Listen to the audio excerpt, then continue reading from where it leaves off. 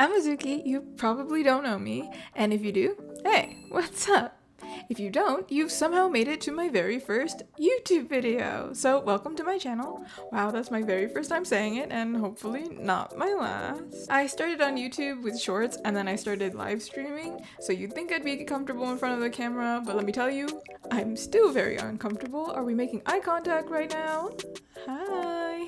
Anyway, I'm turning 30 next week. Woo! And pairing that with the fact that my most frequently asked question is how did I become a full-time artist, I figured I'd make a video, share my whole story, kind of like an introduction, and all the mistakes I made along the way.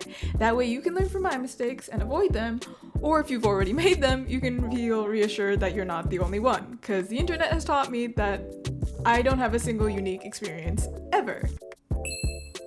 Okay, first we gotta go way back because I'm not some prodigy. I started drawing when I got into anime at like 13. I probably started drawing before that, but digitally at like 13, 14. It was almost 20 years ago, so I don't have any old work, so forgive me for that. But here's my first mistake. Don't destroy your old work, even though you're super embarrassed of it, and I know you are. Give your younger self credit, because all experience counts, and it brought you to this exact moment, watching this video. When I was in high school, I started to take art seriously. I tried to get into this prestigious art school in grade 10, so I had already started school. It would mean I'd have to wake up at 5:30 just to take a bus across the city, because I wanted a head start on my art career.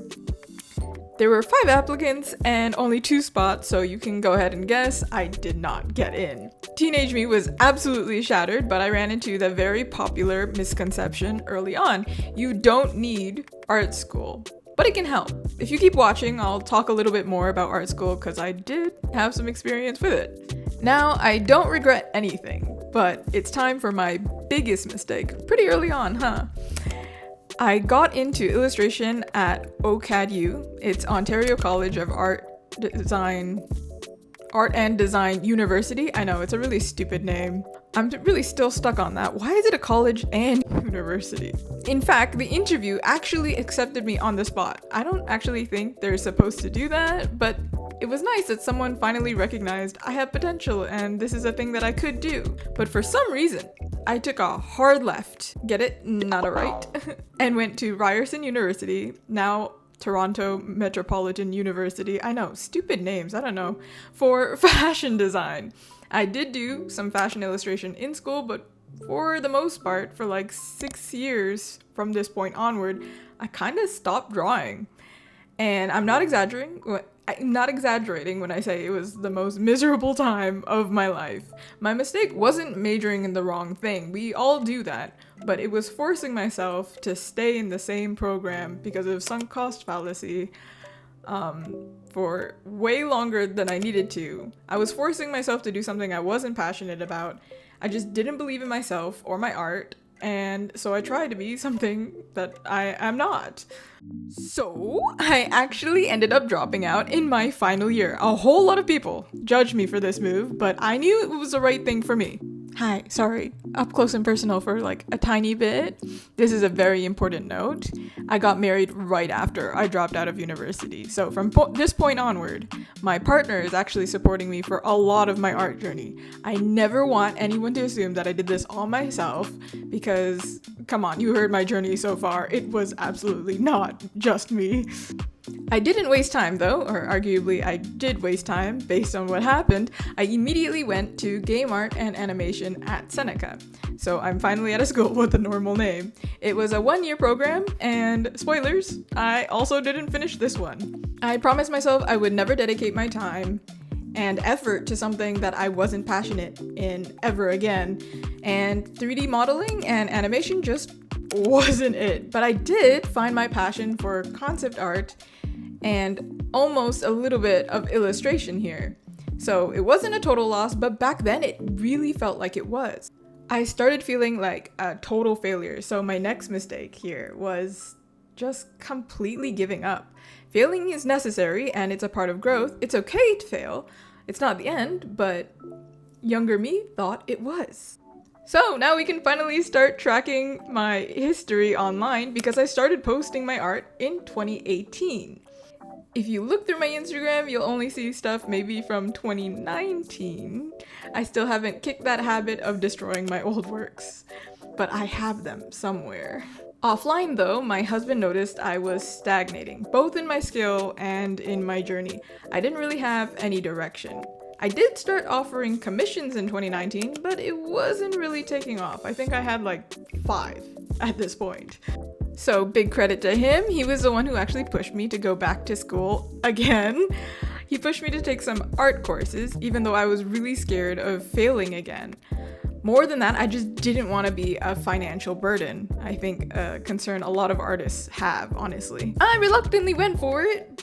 So this is my art glow-up era. It was in traditional schooling, and I actually improved a lot here. It was more about learning than the grades itself, than the results. I took courses at Sin Studio and some other online courses. I took a few mentorships to try and get a character concept art job. Of course, we gotta mention the pandemic. It hit at the same time as me taking these courses, so I was glued to my tablet for a year. I told you we'd get back to the art school topic. I don't think it's necessary, but if you lack discipline and direction, and you have the resources, that's the most important point, it can be a valuable asset. You can absolutely have a DIY glow up, but I needed a little bit more help, and there's no shame in needing that. At the same time as being in art school, I made friends through school and also through social media, good old Instagram. We all were doing freelance work and taking commissions, but one of them wanted to do an anime convention together. By the way, we didn't end up getting into the convention. It was a lottery system, 4 of us applied and none of us got in. Anime North? Kinda rigged? That's what we said anyway. My art friends were actually really good, and at high school age, they were already worlds above what I could do. So I made a crucial mistake, which is really popular with artists, especially online. I know you. I started comparing myself to them. I got in my own way here because I didn't think I was a good enough artist to be an illustrator. I think comparison gets a bad rap. It can be good for improvement, but you need to approach it with a lot of self-compassion. I was having my own winding artist journey, but it was completely different to theirs. It was actually those friends who helped me realize I love illustration and I'm pretty good at it. It was pretty full circle because the program that I got accepted to at OCADU was for, you guessed it, yeah, illustration. All of my concept art teachers also kept pointing out all of my art inspirations were illustrators. So maybe this entire time I wanted to be an illustrator, but I thought I couldn't be. If you haven't noticed though, at the time I was a character concept artist or character designer, a budding one anyway, a junior, which is arguably the most competitive field. There's just way too many of us, and the chances of me getting a job were really slim unless I had really good connections. So my confidence as an artist was taking a real hit. I was getting rejected, applying to job after job, and I was kind of getting exhausted of it. So I started considering working for myself. So many professional industry artists end up going freelance anyway. What if I just skipped the industry step? Maybe I don't need my name in credits to be a successful artist. It's wild to me that I can fit like my whole career into a video like this, but we've caught up to speed. We are now in 2025. I'm a full-time artist and I quit my job in 2024. To be fair, I was working part-time and I'm making a little bit less than I was then. I always want to be super transparent about this part. I am in a dual income household, so we're not just relying on me, and most of my income is coming from commissions. I've somehow survived and I've been full-time for 6 months, and it's been humbling to look back at my whole journey and the path that got me here, along with all the mistakes. So let's recap those mistakes, shall we? Number 1, your older self will be kinder to your younger self in the future. So don't destroy your old stuff even though you hate it right now. Number 2, you do not need art school, but you can choose whether it's right for you. Number 3, don't force yourself to be someone you're not, or study what you don't love, or pursue a passion that you think will make other people love you because you think you're not good enough. I promise you, you are good enough. And if you really aren't, you will be good enough if you pursue things that make your heart feel full. Number 4, let yourself fail and let it be okay. You are gonna fail. You're gonna make some really ugly art. That's okay. It's necessary, and all of your ugly pieces make for your beautiful pieces. Number 5, I'm not going to tell you not to compare yourself. You will compare yourself. This is just human nature. But when you catch yourself doing it, just remember it's coming from a place of feeling not good enough. Just have some self-compassion for yourself, because those days are going to happen and we all have them. Someone needs to explain to me why the end of this video is the most complicated part ever. I'm like sweating buckets up in here. Anyway, that was my whole art journey so far, along with the most important mistakes that I would like to warn other artists about or make them feel less alone if they're struggling with them. I'm curious to know where you are on your art journey, or if you have any mistakes that will make me feel better in the comments. Go ahead and let me know. You can go ahead and subscribe. I plan on making more content about maybe my adventures doing art markets, sharing what I know.